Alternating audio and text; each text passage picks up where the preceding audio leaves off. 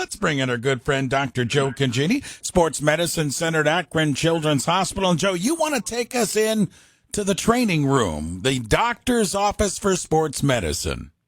That's right, Ray. Thanks a lot. I do. We do get, because we look in at the professional sports or high-level college, we get a little bit of a distorted picture of what it looks like. So I heard an interview this week with somebody, I think from the Chicago White Sox, and he said that, hey, he went in, he talked with his sports medicine team, and they said, hey, really the role of the sports medicine team is to help them know, hey, are we going to have to just manage pain and we can play through it and certain things we have to do to manage that pain, or am I injured and I really need to be out and treated for an injury and whatnot, and that sports medicine can really help them know the difference between those two things. And so in the professional setting that we all hear about and see, we have stars like in the last week, Jose Ramirez jams his thumb, bruised thumb.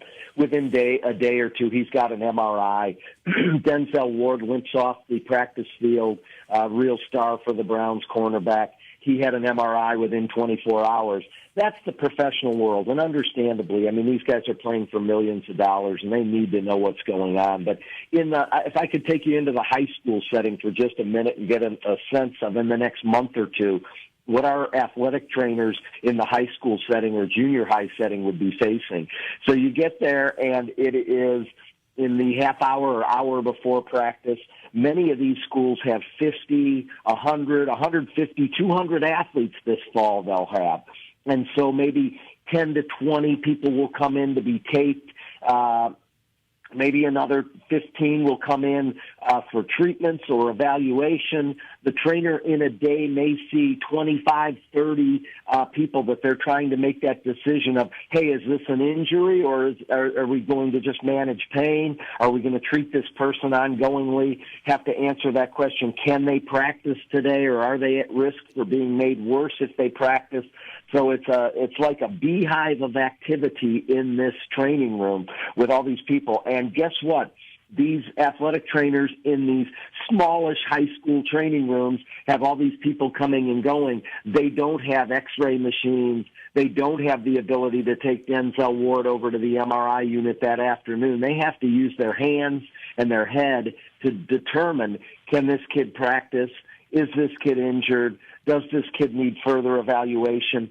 What we really want with our high school and junior high school athletic trainers is that they not be left on an island. I think for a long time when I got into sports medicine, athletic trainers didn't have anyone else backing them up on the team. And so we try to make it really easily accessible. If the athletic trainer, out of those 40 people they see in a day, has one or two athletes they're worried about, they want another opinion on them, they want an x-ray perhaps on them, they want maybe sometimes it might be necessary to get advanced x-rays or imaging like an MRI, but we don't have access in the high school or junior high setting to doing that at the drop of a hat with so many different athletes. And just being in the training room, if you could see what a beehive, it's the only word I could explain of activity, people coming and going, these really talented young people, certified athletic trainers, trying to evaluate them, treat them, tape them, play psychologist for them in some situations. And so they're really a talented, important part of our team. I know I talk about that a lot.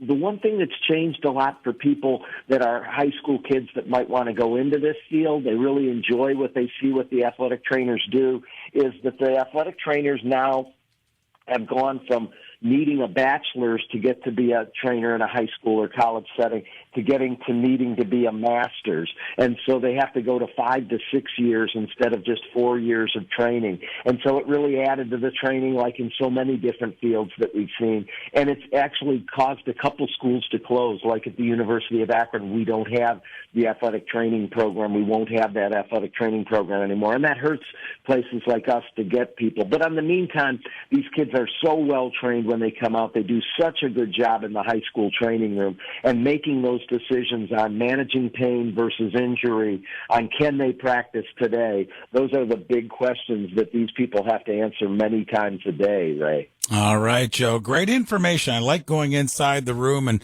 really educating us that there's two different playing fields, even though it can be the same room. when you're talking about college and pro and high school athletes. Well done, my friend. Thank you so much for the time, Joe. Always appreciate it. Have a great weekend, and we'll talk to you next week.